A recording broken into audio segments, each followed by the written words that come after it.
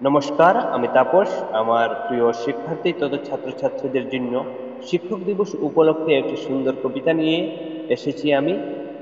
সেই কবিতার নাম হলো আদর্শ শিক্ষক।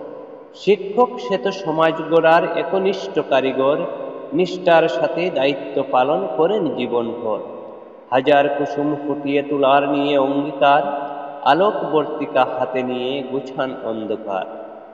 শিশুর মনের গুপ্ত সম্পদ খুঁজে আনেন তিনি, সেই সম্পদেই দেশের চালক, তাদের কাছে ঋণী।